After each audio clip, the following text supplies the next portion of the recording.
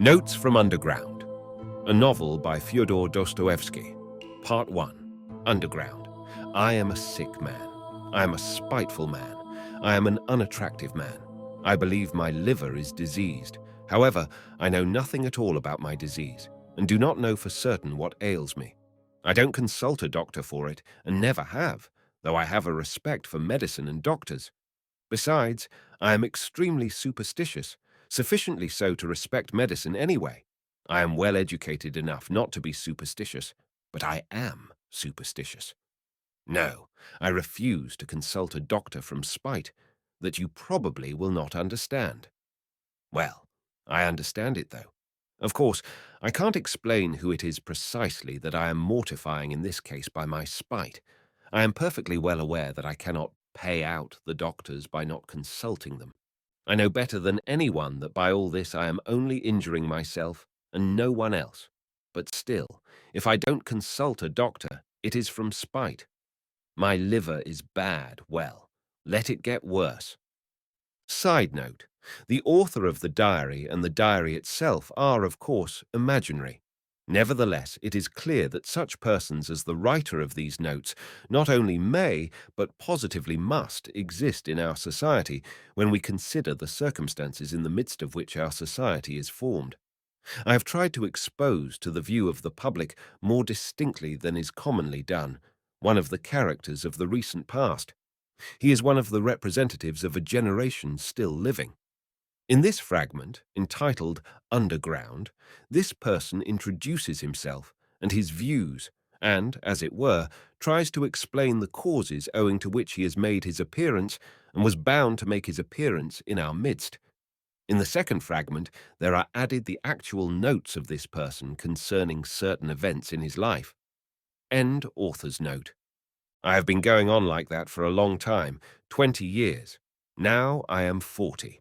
I used to be in the government service, but am no longer. I was a spiteful official. I was rude and took pleasure in being so. I did not take bribes, you see, so I was bound to find a recompense in that, at least. A poor jest, but I will not scratch it out. I wrote it thinking it would sound very witty, but now that I have seen myself that I only wanted to show off in a despicable way, I will not scratch it out on purpose.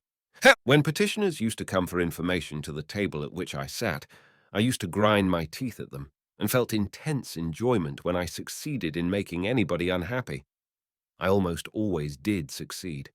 For the most part, they were all timid people. Of course, they were petitioners. But of the uppish ones, there was one officer in particular I could not endure. He simply would not be humble and clanked his sword in a disgusting way. I carried on a feud with him for 18 months over that sword. At last, I got the better of him. He left off clanking it. That happened in my youth, though. But do you know, gentlemen, what was the chief point about my spite? Why, the whole point, the real sting of it lay in the fact that continually, even in the moment of the acutest spleen, I was inwardly conscious with shame that I was not only not a spiteful, but not even an embittered man, that I was simply scaring sparrows at random and amusing myself by it. I might foam at the mouth, but bring me a doll to play with, give me a cup of tea with sugar in it, and maybe I should be appeased. I might even be genuinely touched, though probably I should grind my teeth at myself afterwards and lie awake at night with shame for months after. That was my way. I was lying when I said just now that I was a spiteful official. I was lying from spite. I was simply amusing myself with the petitioners and with the officer, and in reality I never could become spiteful. I was conscious every moment in myself of many, very many elements absolutely opposite to that. I felt them positively swarming in me, these opposite elements. I knew that they had been swarming in me all my life and craving some outlet from me, but I would not let them, purposely would not let them come out. They tormented me till I was ashamed. They drove me to convulsions and sickened me at last. How they sickened me! Now, are not you fancying, gentlemen, that I am expressing remorse for something now, that I am asking your forgiveness for something? I am sure you are fancying that. However, I assure you I do not care if you are. It was not only that I could not become spiteful, I did not know how to become anything. Neither spiteful nor kind, neither a rascal nor an honest man, neither a hero nor an insect. Now I am living out my life in my corner, taunting myself with the spiteful and useless consolation that an intelligent man cannot become anything seriously, and it is only the fool who becomes anything. Yes, a man in the 19th century must and morally ought to be preeminently a characterless creature. A man of character, an active man, is preeminently a limited creature. That is my conviction of 40 years. I am 40 years old now, and you know 40 years is a whole lifetime. You know it is extreme old age. To live longer than 40 years is bad manners, is vulgar, immoral. Who does live beyond 40? Answer that, sincerely and honestly. I will tell you who do, fools and worthless fellows. I tell all old men that to their face, all these venerable old men, all these silver-haired and reverend seniors. I tell the whole world that to its face. I have a right to say so, for I shall go on living to 60 myself, to 70, to 80. Stay, let me take breath. You imagine, no doubt, gentlemen, that I want to amuse you. You are mistaken in that, too. I am by no means such a mirthful person as you imagine, or as you may imagine. However, irritated by all this babble, and I feel that you are irritated, you think fit to ask me who am I. Then my answer is, I am a collegiate assessor. I was in the service that I might have something to eat, and solely for that reason. And when last year a distant relation left me 6,000 roubles in his will, I immediately retired from the service and settled down in my corner. I used to live in this corner before, but now I have settled down in it. My room is a wretched, horrid one in the outskirts of the town. My servant is an old countrywoman, ill-natured from stupidity, and moreover, there is always a nasty smell about her. I am told that the Petersburg climate is bad for me, and that with my small means it is very expensive to live in Petersburg. I know all that better than all these sage and experienced counselors and monitors. But I am remaining in Petersburg. I am not going away from Petersburg. I am not going away because... Ugh, why, it is absolutely no matter whether I am going away or not going away. But what can a decent man speak of with most pleasure? Answer. Of himself. Well, so I will talk about myself. 2. I want now to tell you, gentlemen, whether you care to hear it or not, why I could not even become an insect. I tell you solemnly that I have many times tried to become an insect, but I was not equal even to that. I swear, gentlemen, that to be too conscious is an illness, a real, thorough-going illness. For man's everyday needs, it would have been quite enough to have the ordinary human consciousness, that is, half or a quarter of the amount which falls to the lot of a cultivated man of our unhappy 19th century, especially one who has the fatal ill luck to inhabit Petersburg, the most theoretical and intentional town on the whole terrestrial globe. There are intentional and unintentional towns. It would have been quite enough, for instance, to have the consciousness by which all so-called direct persons and men of action live. I bet you think I am writing all this from affectation, to be witty at the expense of men of action. And what is more, that from ill-bred affectation I am clanking a sword like my officer. But, gentlemen, whoever can pride himself on his diseases and even swagger over them? Though, after all, everyone does do that. People do pride themselves on their diseases, and I do, maybe, more than anyone. We will not dispute it. My contention was absurd. But yet I am firmly persuaded that a great deal of consciousness, every sort of a consciousness, in fact, is a disease. I stick to that. Let us leave that, too, for a minute. Tell me this. Why does it happen that at the very moments when I am most capable of feeling every refinement of all that is good and beautiful, as they used to say at one time, it would, as though of design, happen to me not only to feel, but to do such ugly things, such that, well, in short, actions that all perhaps commit, but which, as though purposely, occurred to me at the very time when I was most conscious that they ought not to be committed. The more conscious I was of goodness and of all that was good and beautiful, the more deeply I sank into my mire, and the more ready I was to sink in it altogether. But the chief point was that all this was, as it were, not accidental in me, but as though it were bound to be so. It was as though it were my most normal condition, and not in the least disease or depravity, so that at last all desire in me to struggle against this depravity passed. It ended by my almost believing, perhaps actually believing, that this was perhaps my normal condition. But at first, in the beginning, what agonies I endured in that struggle! I did not believe it was the same with other people, and all my life I hid this fact about myself as a secret. I was ashamed. Even now, perhaps, I am ashamed. I got to the point of feeling a sort of secret, abnormal, despicable enjoyment in returning home to my corner on some disgusting Petersburg night, acutely conscious that that day I had committed a loathsome action again, that what was done could never be undone, and secretly, inwardly gnawing at myself for it, tearing and consuming myself, till at last the bitterness turned into a sort of shameful, accursed sweetness, and at last into positive, real enjoyment. Yes, into enjoyment, into enjoyment. I insist upon that. I have spoken of this because I keep wanting to know for a fact whether other people feel such enjoyment. I will explain. The enjoyment was just from the too intense consciousness of one's own degradation. It was from feeling oneself that one had reached the last barrier, that it was horrible, but that it could not be otherwise, that there was no escape for you, that you never could become a different man, that even if time and faith were still left you to change into something different, you would most likely not wish to change.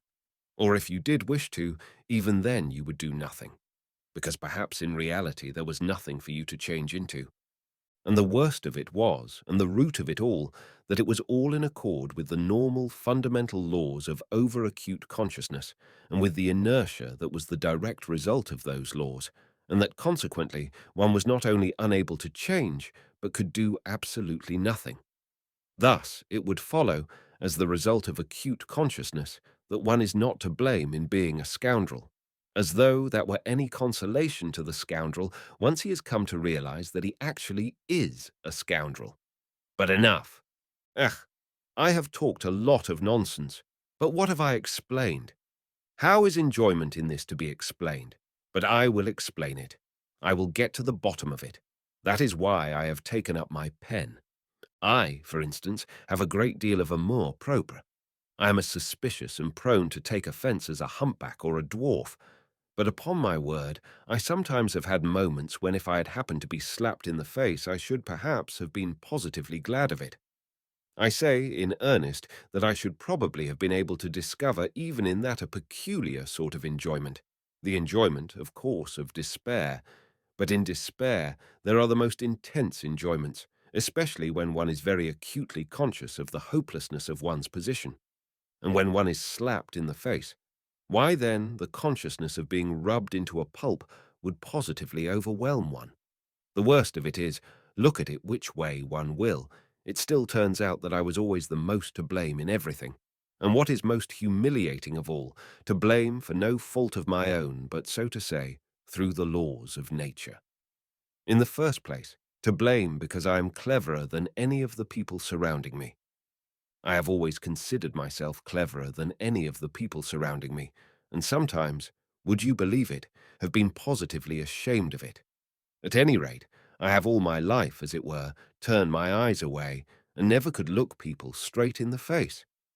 To blame, finally, because even if I had had magnanimity, I should only have had more suffering from the sense of its uselessness. I should certainly have never been able to do anything from being magnanimous, neither to forgive, for my assailant would perhaps have slapped me from the laws of nature, and one cannot forgive the laws of nature, nor to forget, for even if it were owing to the laws of nature, it is insulting all the same.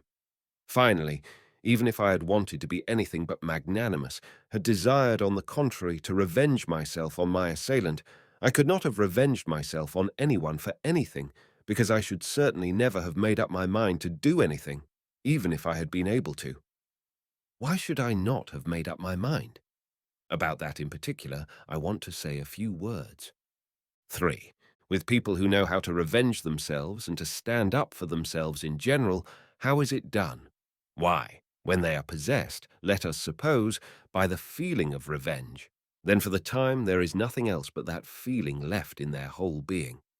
Such a gentleman simply dashes straight for his object like an infuriated bull with its horns down, and nothing but a wall will stop him. By the way, facing the wall, such gentlemen, that is, the direct persons and men of action, are genuinely nonplussed. For them, a wall is not an evasion, as for us people who think and consequently do nothing. It is not an excuse for turning aside, an excuse for which we are always very glad, though we scarcely believe in it ourselves as a rule. No, they are nonplussed in all sincerity. The wall has for them something tranquilizing, morally soothing, final, maybe even something mysterious. But of the wall later. Well, such a direct person I regard as the real normal man, as his tender mother nature wished to see him when she graciously brought him into being on the earth.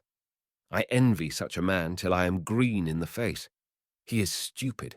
I am not disputing that, but perhaps the normal man should be stupid. How do you know? Perhaps it is very beautiful, in fact. And I am the more persuaded of that suspicion, if one can call it so, by the fact that if you take, for instance, the antithesis of the normal man, that is, the man of acute consciousness, who has come, of course, not out of the lap of nature, but out of a retort. This is almost mysticism, gentlemen, but I suspect this too. This retort-made man is sometimes so nonplussed in the presence of his antithesis that with all his exaggerated consciousness, he genuinely thinks of himself as a mouse and not a man. It may be an acutely conscious mouse, yet it is a mouse, while the other is a man, and therefore, etc., etc. And the worst of it is, he himself, his very own self, looks on himself as a mouse. No one asks him to do so, and that is an important point. Now let us look at this mouse in action. Let us suppose, for instance, that it feels insulted too, and it almost always does feel insulted, and wants to revenge itself too. There may even be a greater accumulation of spite in it than in l'homme de la nature et de la vérité. The base and nasty desire to vent that spite on its assailant rankles perhaps even more nastily in it than in l'homme de la nature et de la vérité. For through his innate stupidity, the latter looks upon his revenge as justice pure and simple, while in consequence of his acute consciousness, the mouse does not believe in the justice of it, to come at last to the deed itself, to the very act of revenge. Apart from the one fundamental nastiness, the luckless mouse succeeds in creating around it so many other nastinesses in the form of doubts and questions, adds to the one question so many unsettled questions, that there inevitably works up around it a sort of fatal brew, a stinking mess made up of its doubts, emotions, and of the contempt spat upon it by the direct men of action who stand solemnly about it as judges and arbitrators, laughing at it till their healthy sides ache. Of course, the only thing left for it is to dismiss all that with a wave of its paw and with a smile of assumed contempt in which it does not even itself believe, creep ignominiously into its mouse-hole. There in its nasty, stinking underground home, our insulted, crushed, and ridiculed mouse promptly becomes absorbed in cold, malignant, and above all, everlasting spite. For 40 years together, it will remember its injury down to the smallest, most ignominious details, and every time will add, of itself, details still more ignominious, spitefully teasing and tormenting itself with its own imagination. It will itself be ashamed of its imaginings, but yet it will recall it all. It will go over and over every detail. It will invent unheard of things against itself, pretending that those things might happen, and will forgive nothing. Maybe it will begin to revenge itself too, but, as it were, piecemeal, in trivial ways, from behind the stove, incognito, without believing either in its own right to vengeance or in the success of its revenge. knowing that from all its efforts at revenge, it will suffer 100 times more than he on whom it revenges itself, while he, I dare say, will not even scratch himself.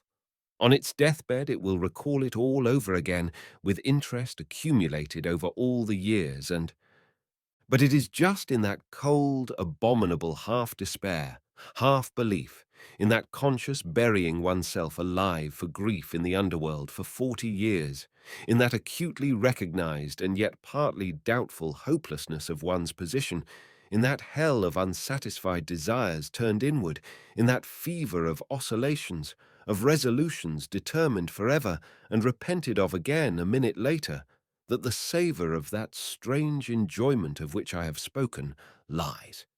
It is so subtle, so difficult of analysis, that persons who are a little limited, or even simply persons of strong nerves, will not understand a single atom of it. Possibly, you will add on your own account with a grin, people will not understand it either who have never received a slap in the face. And in that way, you will politely hint to me that I, too, perhaps, have had the experience of a slap in the face in my life, and so I speak as one who knows. I bet that you are thinking that. But set your minds at rest, gentlemen. I have not received a slap in the face, though it is absolutely a matter of indifference to me what you may think about it.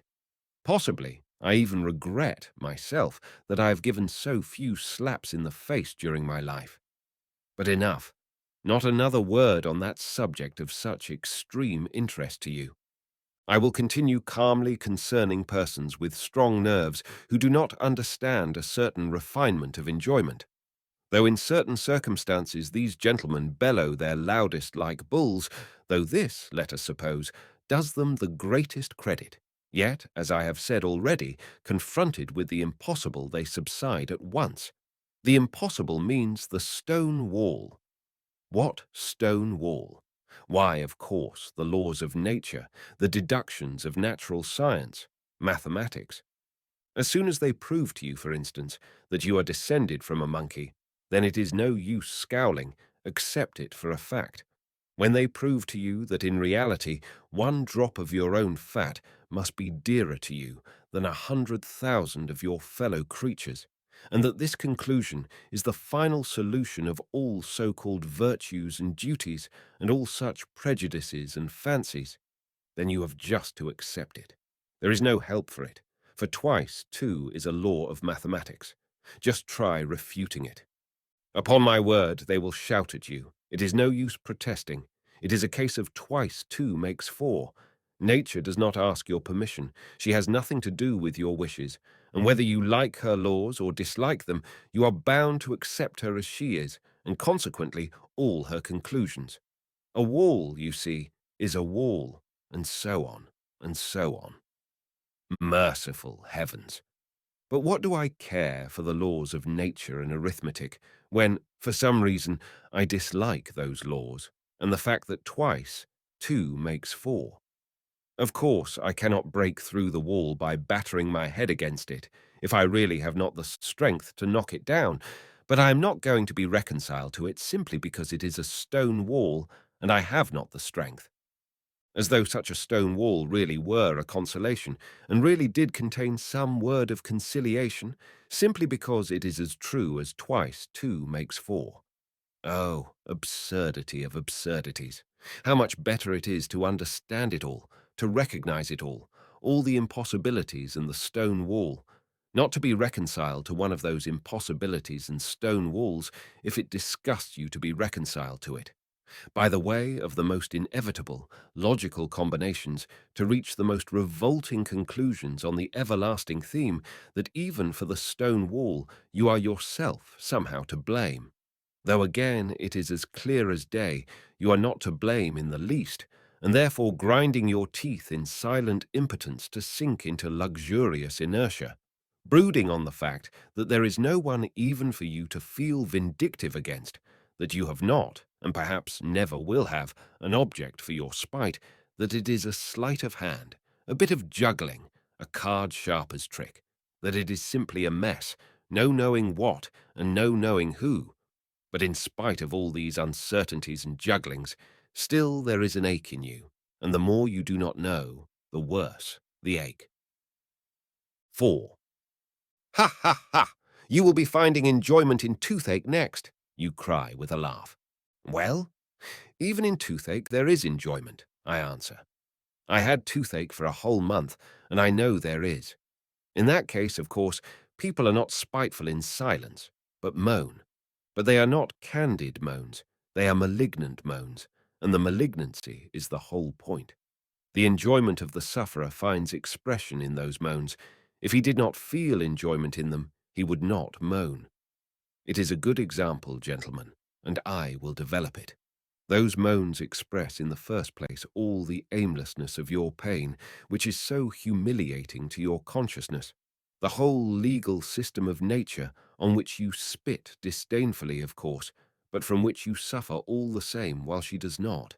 They express the consciousness that you have no enemy to punish, but that you have pain, the consciousness that in spite of all possible Wagenheims, you are in complete slavery to your teeth, that if someone wishes it, your teeth will leave off aching, and if he does not, they will go on aching another 3 months, and that finally, if you are still contumacious and still protest, all that is left you for your own gratification is to thrash yourself or beat your wall with your fist as hard as you can, and absolutely nothing more.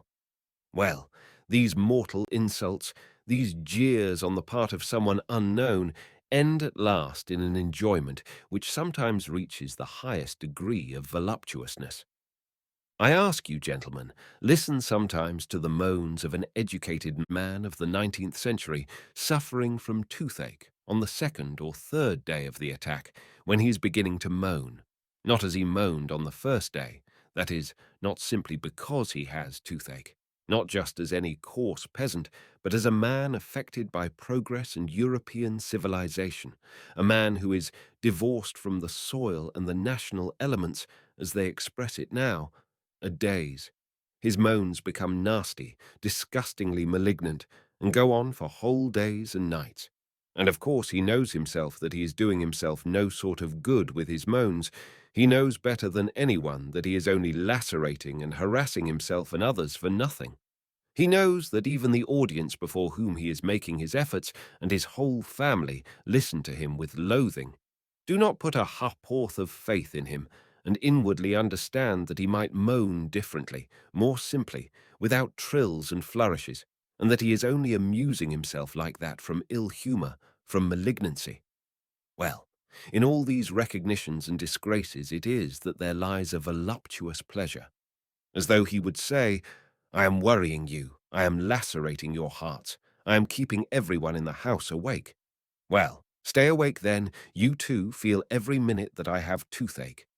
I am not a hero to you now, as I tried to seem before, but simply a nasty person, an impostor. Well, so be it then. I am very glad that you see through me.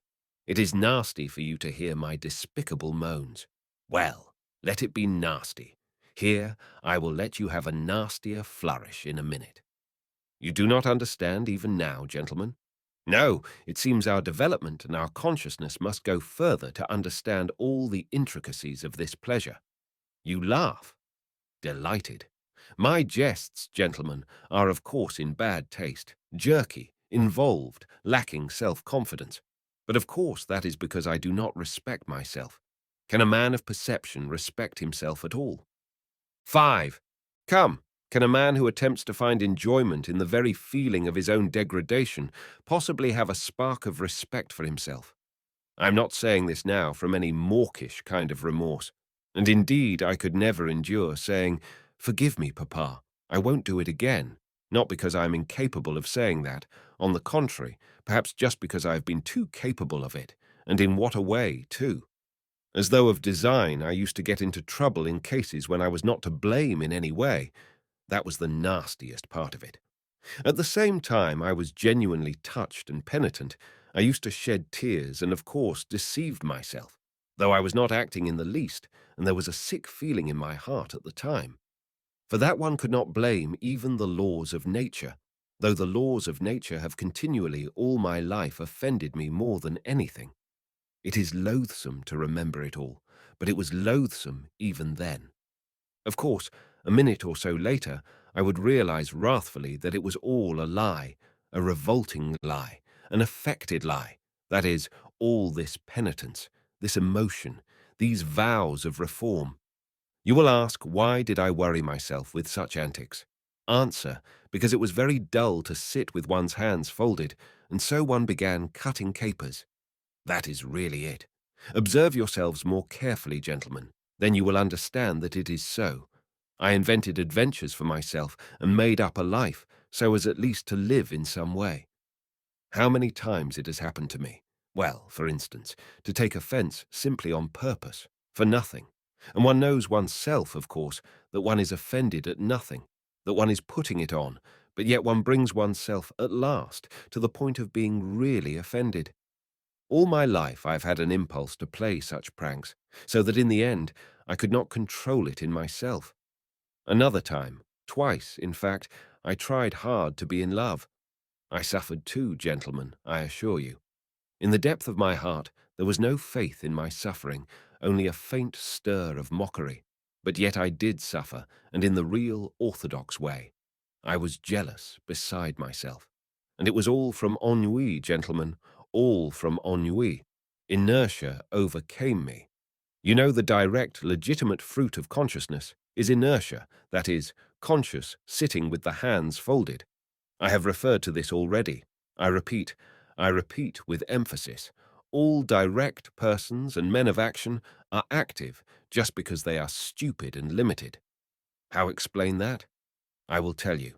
In consequence of their limitation, they take immediate and secondary causes for primary ones, and in that way persuade themselves more quickly and easily than other people do that they have found an infallible foundation for their activity, and their minds are at ease, and you know that is the chief thing. To begin to act, you know, you must first have your mind completely at ease and no trace of doubt left in it. Why, how am I, for example, to set my mind at rest? Where are the primary causes on which I am to build? Where are my foundations? Where am I to get them from? I exercise myself in reflection, and consequently with me every primary cause at once draws after itself another still more primary, and so on to infinity. That is just the essence of every sort of consciousness and reflection. It must be a case of the laws of nature again. What is the result of it in the end? Why, just the same. Remember, I spoke just now of vengeance. I'm sure you did not take it in. I said that a man revenges himself because he sees justice in it. Therefore he has found a primary cause, that is, justice. And so he is at rest on all sides, and consequently he carries out his revenge calmly and successfully, being persuaded that he is doing a just and honest thing. But I see no justice in it. I find no sort of virtue in it either, and consequently, if I attempt to revenge myself, it is only out of spite. Spite, of course, might overcome everything, all my doubts, and so might serve quite successfully in place of a primary cause, precisely because it is not a cause. But what is to be done if I have not even spite? I began with that just now, you know.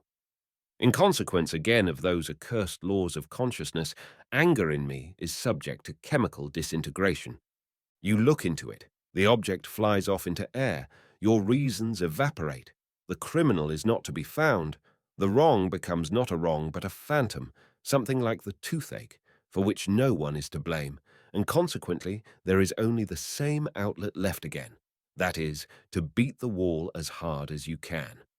So you give it up with a wave of the hand because you have not found a fundamental cause, and try letting yourself be carried away by your feelings, blindly, without reflection, without a primary cause, repelling consciousness at least for a time, hate or love, if only not to sit with your hands folded.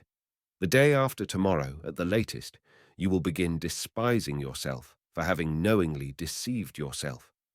Result, a soap bubble and inertia. Oh, gentlemen, do you know, perhaps I consider myself an intelligent man, only because all my life I have been able neither to begin nor to finish anything. Granted, I am a babbler, a harmless, vexatious babbler, like all of us. But what is to be done if the direct and sole vocation of every intelligent man is babble, That is, the intentional pouring of water through a sieve. 6. Oh, if I had done nothing simply from laziness. Heavens, how I should have respected myself then. I should have respected myself because I should at least have been capable of being lazy. There would at least have been one quality, as it were, positive in me, in which I could have believed myself. Question. What is he? Answer. A sluggard. How very pleasant it would have been to hear that of oneself. It would mean that I was positively defined. It would mean that there was something to say about me. Sluggard? Why, it is a calling and vocation. It is a career. Do not jest. It is so. I should then be a member of the best club by right, and should find my occupation in continually respecting myself. I knew a gentleman who prided himself all his life on being a connoisseur of Lafitte. He considered this as his positive virtue, and never doubted himself. He died, not simply with a tranquil, but with a triumphant conscience, and he was quite right, too. Then I should have chosen a career for myself.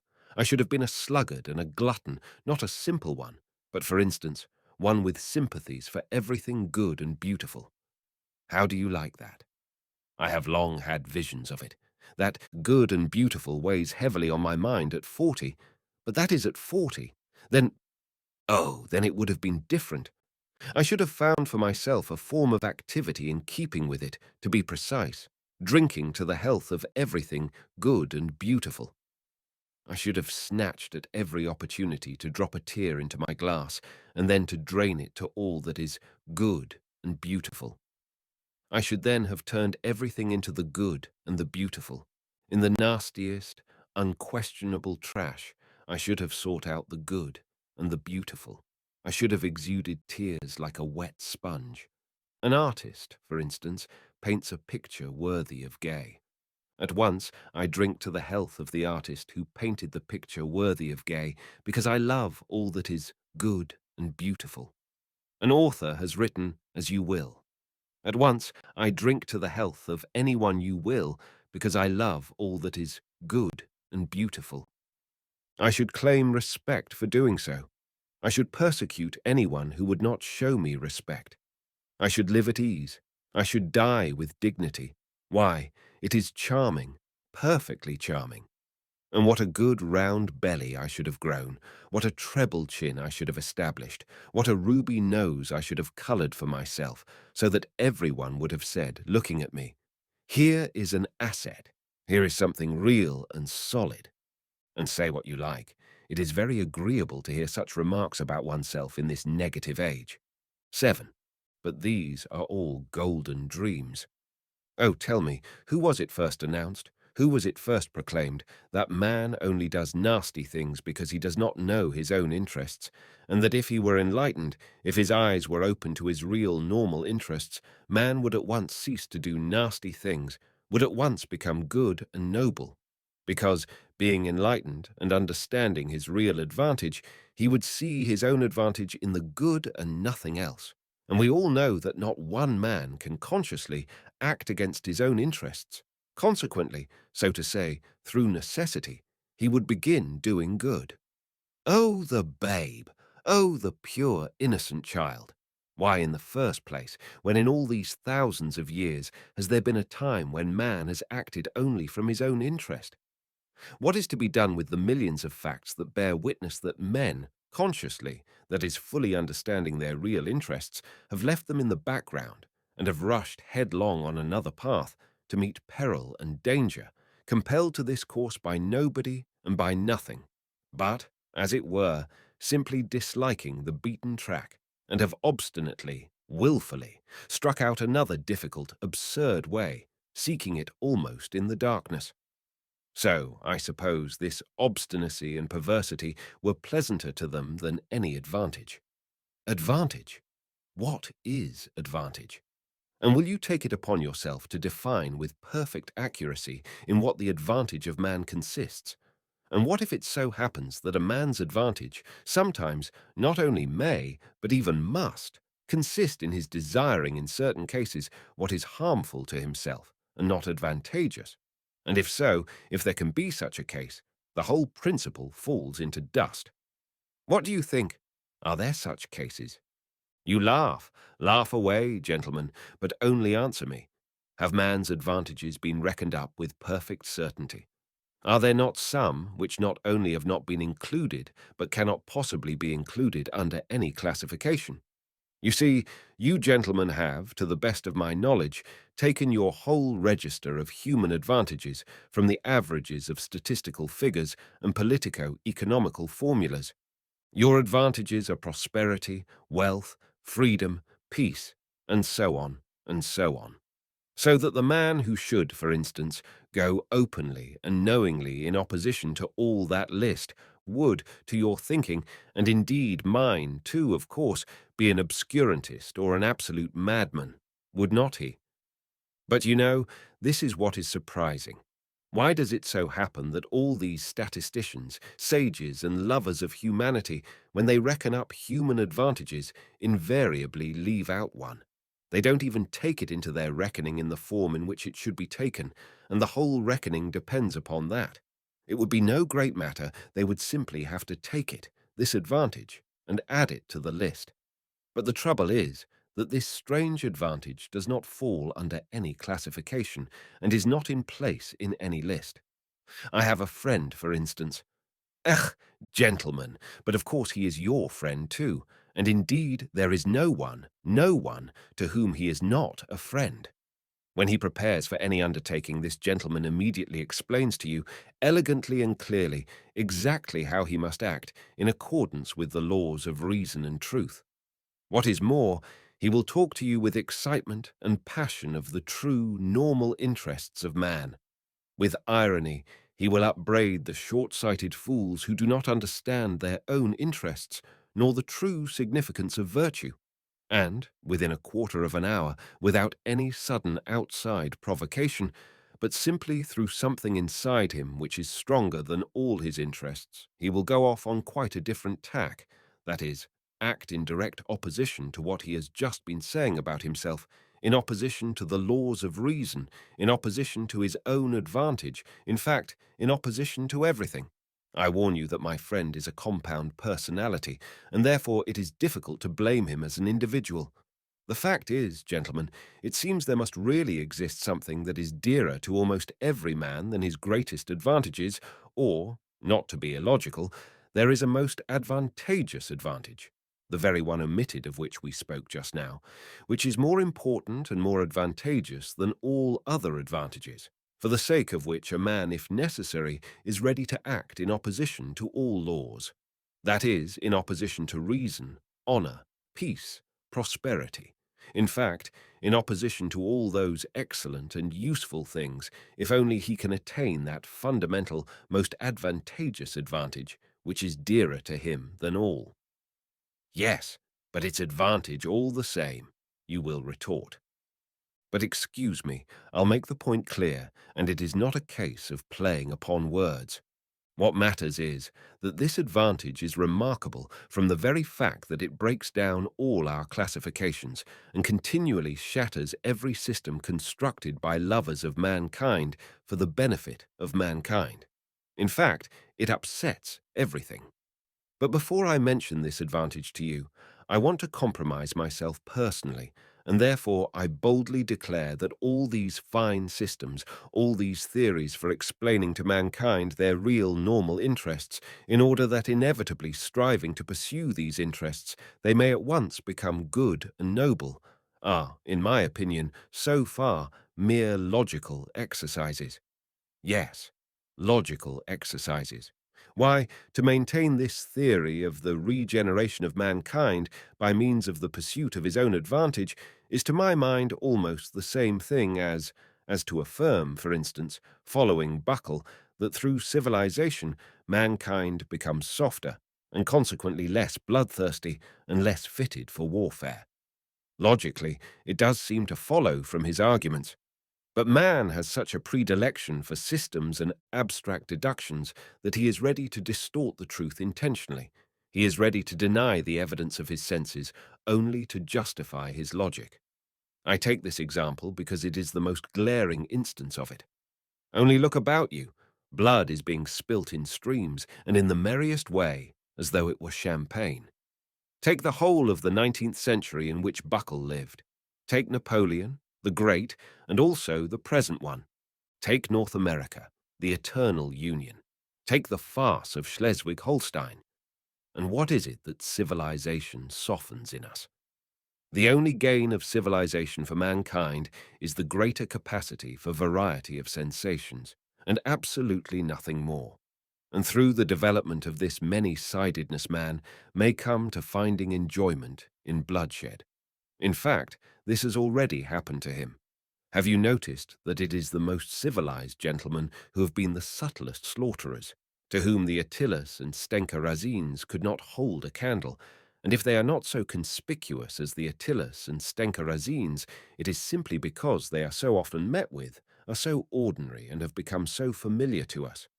In any case, civilization has made mankind, if not more bloodthirsty, at least more vilely, more loathsomely bloodthirsty. In old days he saw justice in bloodshed, and with his conscience at peace exterminated those he thought proper. Now we do think bloodshed abominable, and yet we engage in this abomination, and with more energy than ever. Which is worse? Decide that for yourselves. They say that Cleopatra, excuse an instance from Roman history, was fond of sticking gold pins into her slave girls' breasts and derived gratification from their screams and writhings. You will say that that was in the comparatively barbarous times, that these are barbarous times too, because also, comparatively speaking, pins are stuck in even now, that though man has now learned to see more clearly than in barbarous ages, he is still far from having learnt to act as reason and science would dictate. But yet you are fully convinced that he will be sure to learn when he gets rid of certain old bad habits, and when common sense and science have completely re-educated human nature and turned it in a normal direction. You are confident that then man will cease from intentional error and will, so to say, be compelled not to want to set his will against his normal interests. That is not all. Then, you say, science itself will teach man, though to my mind it's a superfluous luxury, that he never has really had any caprice or will of his own, and that he himself is something of the nature of a piano key or the stop of an organ, and that there are, besides, things called the laws of nature, so that everything he does is not done by his willing it, but is done of itself, by the laws of nature. Consequently, we have only to discover these laws of nature, and man will no longer have to answer for his actions, and life will become exceedingly easy for him. All human actions will then, of course, be tabulated according to these laws, mathematically, like tables of logarithms up to 108,000, and entered in an index. Or, better still, there would be published certain edifying works of the nature of encyclopedic lexicons, in which everything will be so clearly calculated and explained that there will be no more incidents or adventures in the world. Then, this is all what you say, new economic relations will be established, all ready-made and worked out with mathematical exactitude, so that every possible question will vanish in the twinkling of an eye, simply because every possible answer to it will be provided. Then the palace of crystal will be built. Then, in fact, those will be halcyon days. Of course, there is no guaranteeing, this is my comment, that it will not be, for instance, frightfully dull then, for what will one have to do when everything will be calculated and tabulated? But on the other hand, everything will be extraordinarily rational. Of course, boredom may lead you to anything. It is boredom sets one sticking golden pins into people, but all that would not matter. What is bad, this is my comment again, is that I dare say people will be thankful for the gold pins then. Man is stupid, you know, phenomenally stupid. Or rather, he is not at all stupid, but he is so ungrateful that you could not find another like him in all creation.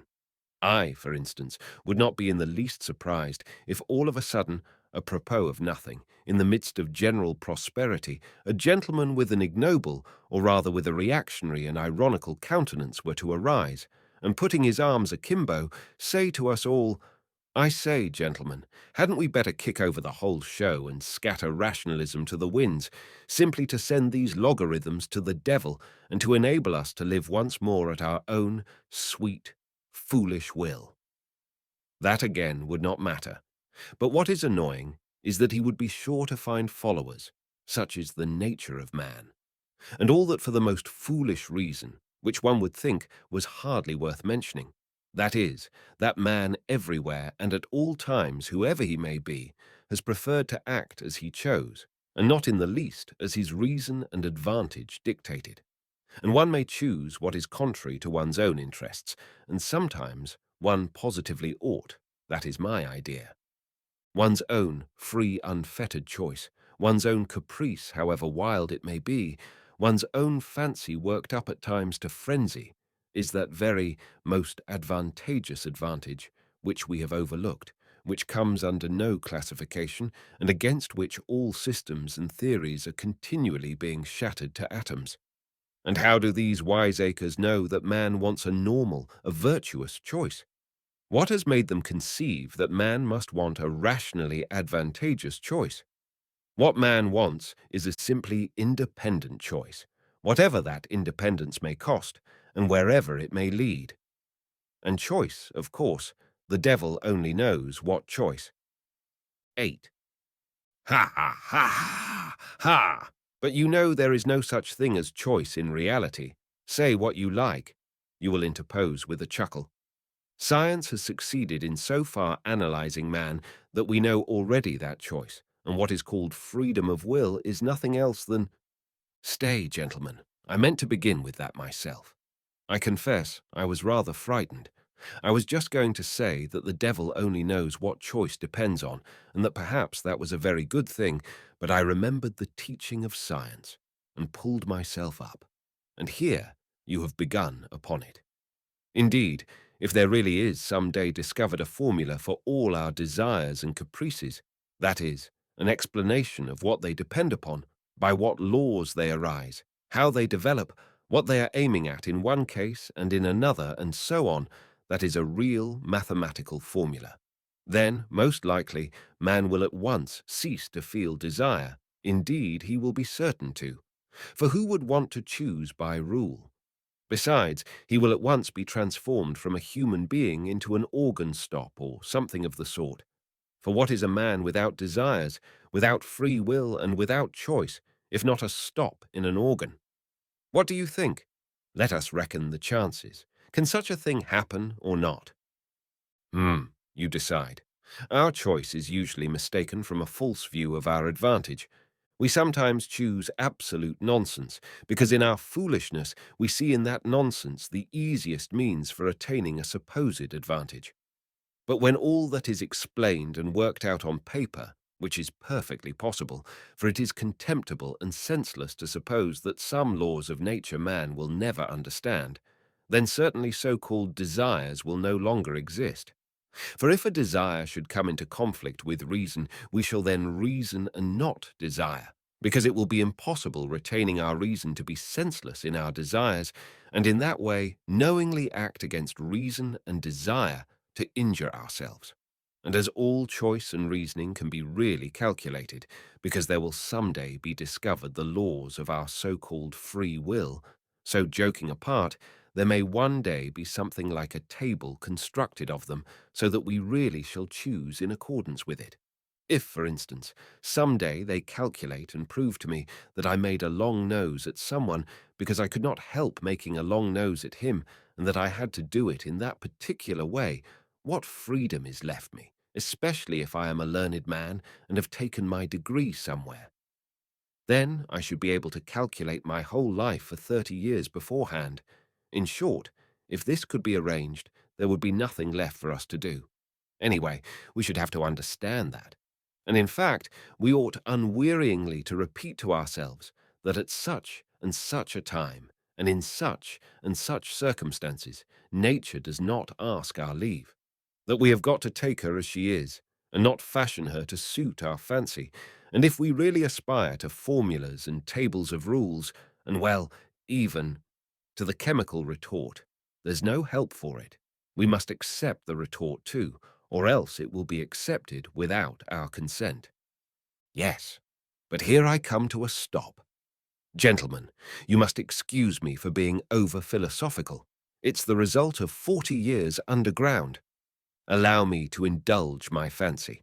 You see, gentlemen, reason is an excellent thing. There's no disputing that.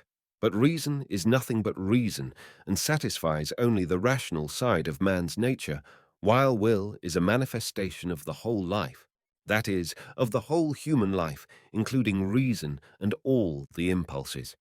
And although our life, in this manifestation of it, is often worthless, yet it is life, and not simply extracting square roots. Here I, for instance, quite naturally want to live in order to satisfy all my capacities for life, and not simply my capacity for reasoning. That is, not simply 1/20th of my capacity for life. What does reason know? Reason only knows what it has succeeded in learning. Some things perhaps it will never learn. This is a poor comfort, but why not say so frankly? And human nature acts as a whole, with everything that is in it, consciously or unconsciously, and even if it goes wrong, it lives. I suspect, gentlemen, that you are looking at me with compassion. You tell me again that an enlightened and developed man, such, in short, as the future man will be, cannot consciously desire anything disadvantageous to himself, that can be proved mathematically. I thoroughly agree it can, by mathematics. But I repeat for the 100th time, there is one case, one only, when man may consciously, purposely, desire what is injurious to himself, what is stupid, very stupid, simply in order to have the right to desire for himself even what is very stupid, and not to be bound by an obligation to desire only what is sensible. Of course, this very stupid thing, this caprice of ours, may be in reality, gentlemen, more advantageous for us than anything else on earth, especially in certain cases. And in particular, it may be more advantageous than any advantage, even when it does us obvious harm, and contradicts the soundest conclusions of our reason concerning our advantage, for in any circumstances it preserves for us what is most precious and most important, that is, our personality, our individuality. Some, you see, maintain that this really is the most precious thing for mankind. Choice can, of course, if it chooses, be in agreement with reason, and especially if this be not abused, but kept within bounds. It is profitable, and sometimes even praiseworthy. But very often, and even most often, choice is utterly and stubbornly opposed to reason. And, and, do you know that that too is profitable, sometimes even praiseworthy? Gentlemen, let us suppose that man is not stupid. Indeed, one cannot refuse to suppose that, if only from the one consideration that if man is stupid, then who is wise? But if he is not stupid, he is monstrously ungrateful, phenomenally ungrateful.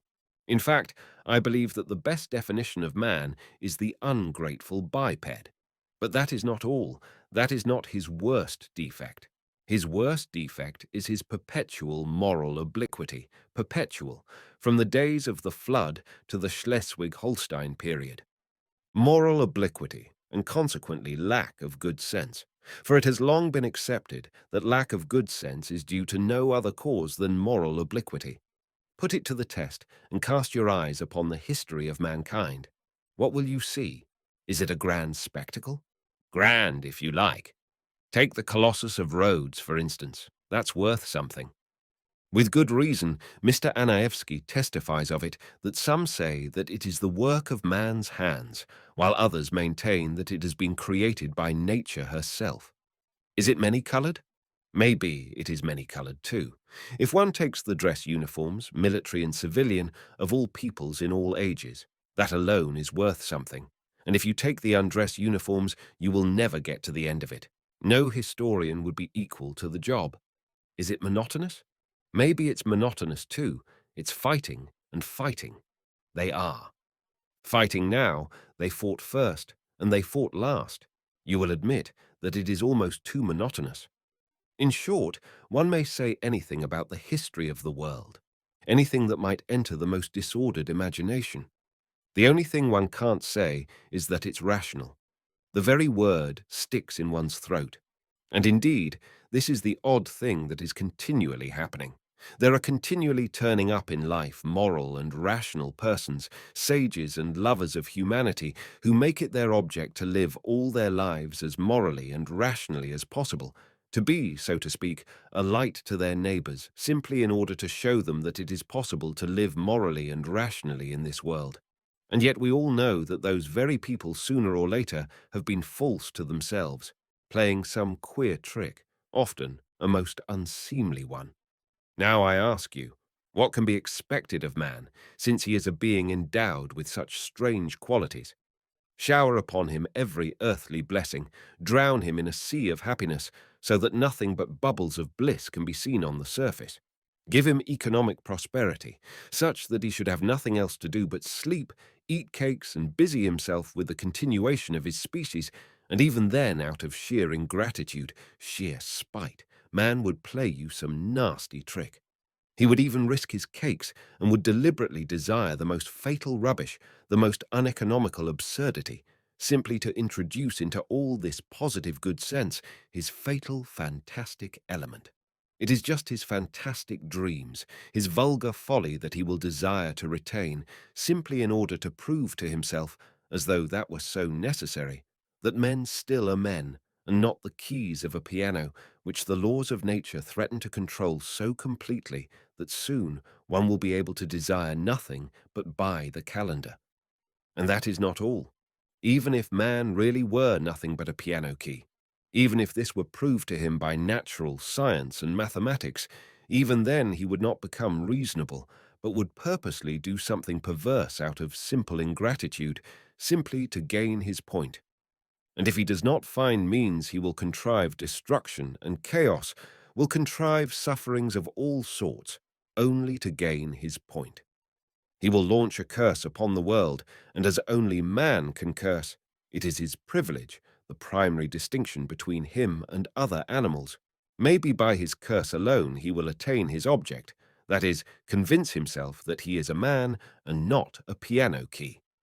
If you say that all this, too, can be calculated and tabulated, chaos and darkness and curses, so that the mere possibility of calculating it all beforehand would stop it all, and reason would reassert itself, then man would purposely go mad in order to be rid of reason and gain his point. I believe in it. I answer for it. For the whole work of man really seems to consist in nothing but proving to himself every minute that he is a man and not a piano key. It may be at the cost of his skin. It may be by cannibalism. And this being so, can one help being tempted to rejoice that it has not yet come off, and that desire still depends on something we don't know? You will scream at me, that is, if you condescend to do so, that no one is touching my free will, that all they are concerned with is that my will should, of itself, of its own free will, coincide with my own normal interests, with the laws of nature and arithmetic. Good heavens, gentlemen, what sort of free will is left when we come to tabulation and arithmetic, when it will all be a case of twice two make four? Twice two makes four without my will, as if free will meant that. 9. Gentlemen, I am joking, and I know myself that my jokes are not brilliant, but you know one can't take everything as a joke. I am, perhaps, jesting against the grain.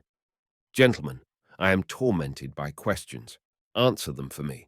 You, for instance, want to cure men of their old habits and reform their will in accordance with science and good sense. But how do you know not only that it is possible, but also that it is desirable to reform man in that way? And what leads you to the conclusion that man's inclinations need reforming? In short, how do you know that such a reformation will be a benefit to man? And to go to the root of the matter, why are you so positively convinced that not to act against his real normal interests, guaranteed by the conclusions of reason and arithmetic, is certainly always advantageous for man, and must always be a law for mankind? So far, you know, this is only your supposition. It may be the law of logic, but not the law of humanity. You think, gentlemen, perhaps that I am mad? Allow me to defend myself. I agree that man is preeminently a creative animal, predestined to strive consciously for an object and to engage in engineering, that is, incessantly and eternally to make new roads wherever they may lead. But the reason why he wants sometimes to go off at a tangent may just be that he is predestined to make the road.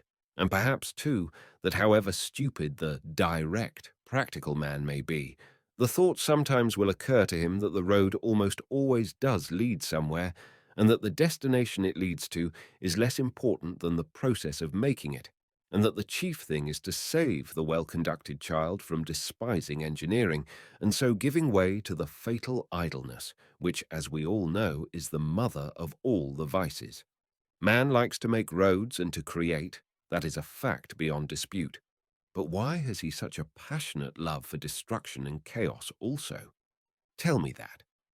But on that point, I want to say a couple of words myself. May it not be that he loves chaos and destruction? There can be no disputing that he does sometimes love it, because he is instinctively afraid of attaining his object and completing the edifice he is constructing. Who knows? Perhaps he only loves that edifice from a distance, and is by no means in love with it at close quarters. Perhaps he only loves building it, and does not want to live in it, but will leave it, when completed, for the use of les animaux domestiques, such as the ants, the sheep, and so on. Now the ants have quite a different taste. They have a marvelous edifice of that pattern which endures forever, the ant heap. With the ant heap, the respectable race of ants began, and with the ant heap they will probably end, which does the greatest credit to their perseverance and good sense. But man is a frivolous and incongruous creature, and perhaps, like a chess player, loves the process of the game, not the end of it. And who knows, there is no saying with certainty. Perhaps the only goal on earth to which mankind is striving lies in this incessant process of attaining, in other words, in life itself, and not in the thing to be attained, which must always be expressed as a formula, as positive as twice two makes four, and such positiveness is not life, gentlemen, but is the beginning of death. Anyway, man has always been afraid of this mathematical certainty, and I am afraid of it now. Granted that man does nothing but seek that mathematical certainty. He traverses oceans, sacrifices his life in the quest, but to succeed, really to find it, he dreads, I assure you. He feels that when he has found it, there will be nothing for him to look for. When workmen have finished their work, they do at least receive their pay. They go to the tavern, then they are taken to the police station, and there is occupation for a week. But where can man go? Anyway, one can observe a certain awkwardness about him when he has attained such objects. He loves the process of attaining, but does not quite like to have attained, and that, of course, is very absurd. In fact, man is a comical creature. There seems to be a kind of jest in it all. But yet, mathematical certainty is, after all, something insufferable. Twice two makes four seems to me simply a piece of insolence. Twice two makes four is a pert coxcomb who stands with arms akimbo, barring your path and spitting. I admit that twice two makes four is an excellent thing, but if we are to give everything its due, twice two makes five is sometimes a very charming thing too. And why are you so firmly, so triumphantly, convinced that only the normal and the positive, in other words, only what is conducive to welfare, is for the advantage of man? Is not reason in error as regards advantage? Does not man perhaps love something besides well-being? Perhaps he is just as fond of suffering. Perhaps suffering is just as great a benefit to him as well-being. Man is sometimes extraordinarily, passionately in love with suffering, and that is a fact. There is no need to appeal to universal history to prove that. Only ask yourself if you are a man and have lived at all. As far as my personal opinion is concerned, to care only for well-being seems to me positively ill-bred. Whether it's good or bad, it is sometimes very pleasant, too, to smash things. I hold no brief for suffering, nor for well-being either. I am standing for my caprice, and for its being guaranteed to me when necessary. Suffering would be out of place in vaudevilles, for instance. I know that. In the palace of crystal, it is unthinkable. Suffering means doubt, negation, and what would be the good of a palace of crystal if there could be any doubt about it? And yet I think man will never renounce real suffering, that is, destruction and chaos. Why, suffering is the sole origin of consciousness. Though I did lay it down at the beginning that consciousness is the greatest misfortune for man, yet I know man prizes it and would not give it up for any satisfaction. Consciousness, for instance, is infinitely superior to twice two makes four. Once you have mathematical certainty, there is nothing left to do or to understand. There will be nothing left but to bottle up your five senses and plunge into contemplation. While if you stick to consciousness, even though the same result is attained, you can at least flog yourself at times, and that will, at any rate, liven you up. Reactionary as it is, corporal punishment is better than nothing. 10. You believe in a palace of crystal that can never be destroyed, a palace at which one will not be able to put out one's tongue or make a long nose on the sly. And perhaps that is just why I am afraid of this edifice, that it is of crystal and can never be destroyed, and that one cannot put one's tongue out at it, even on the sly. You see, if it were not a palace, but a hen house, I might creep into it to avoid getting wet, and yet I would not call the hen house a palace out of gratitude to it for keeping me dry. You laugh and say that in such circumstances a hen house is as good as a mansion. Yes, I answer, if one had to live simply to keep out of the rain. But what is to be done if I have taken it into my head that that is not the only object in life, and that if one must live, one had better live in a mansion?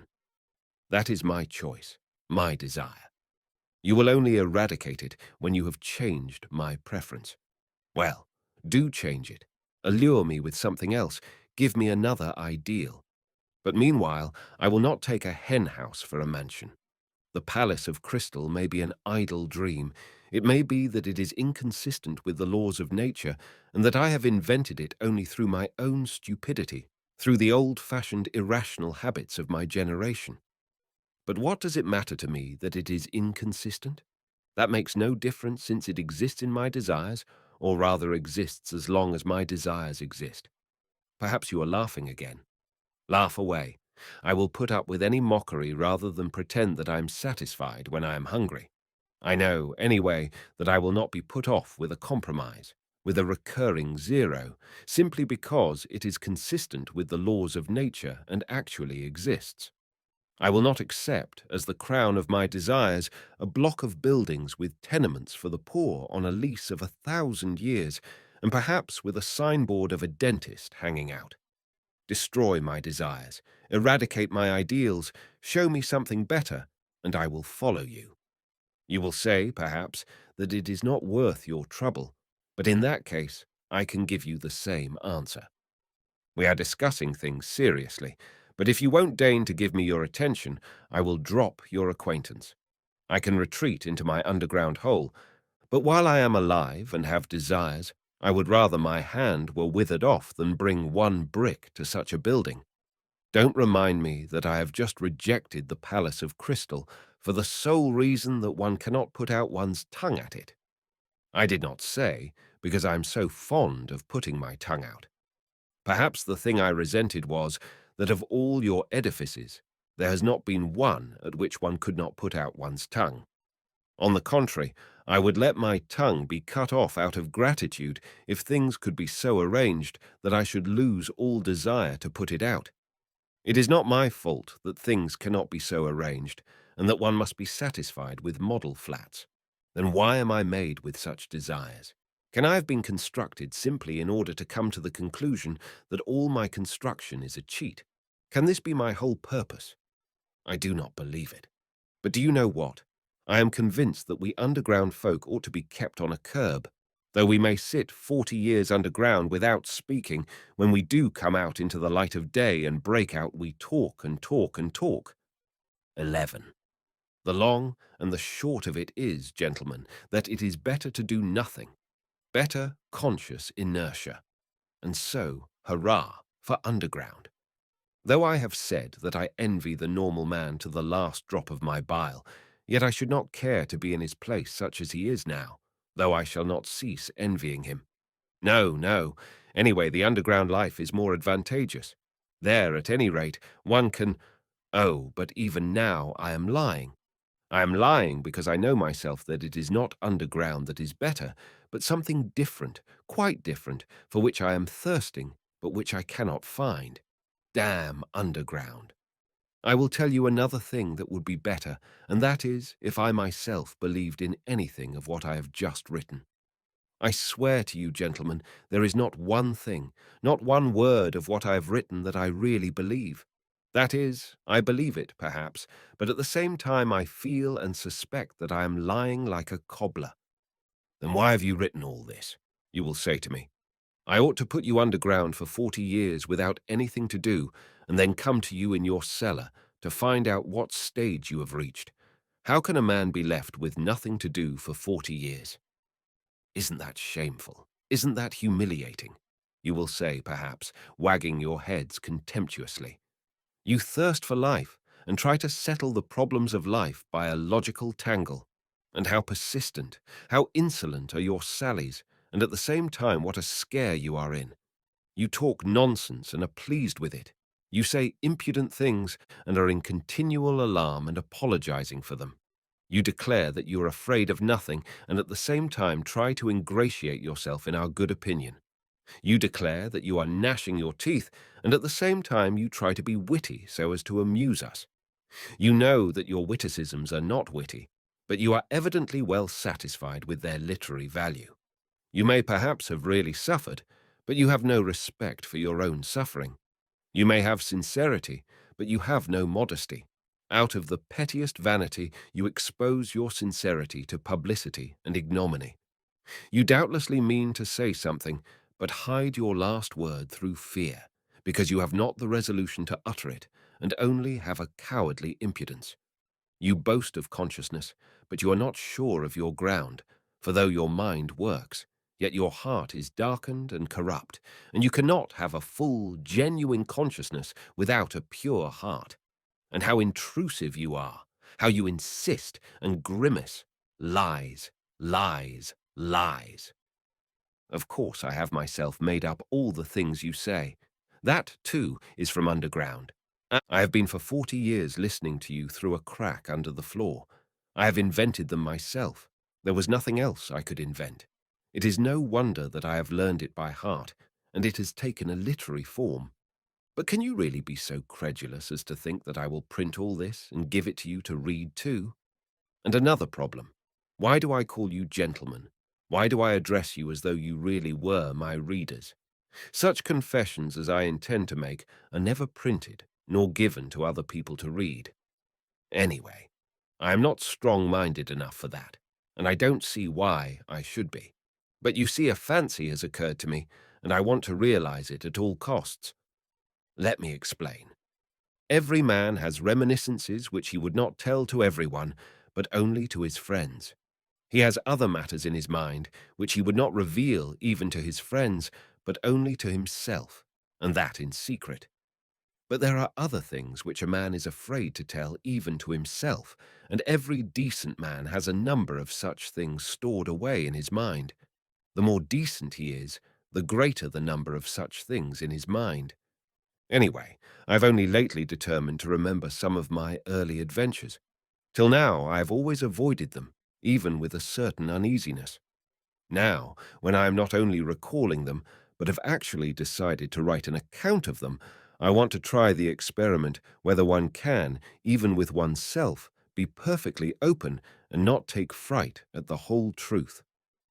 I will observe, in parenthesis, that Heine says that a true autobiography is almost an impossibility, and that man is bound to lie about himself. He considers that Rousseau certainly told lies about himself in his confessions, and even intentionally lied, out of vanity. I am convinced that Heine is right. I quite understand how sometimes one may, out of sheer vanity, attribute regular crimes to oneself, and indeed, I can very well conceive that kind of vanity.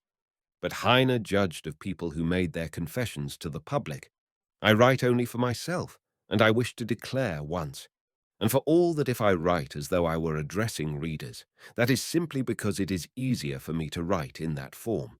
It is a form, an empty form. I shall never have readers. I have made this plain already.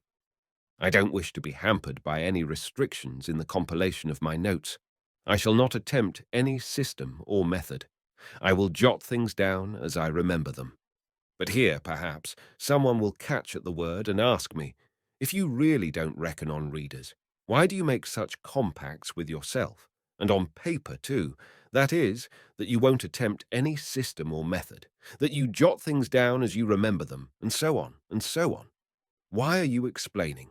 Why do you apologize? Well, there it is, I answer. There is a whole psychology in all this, though.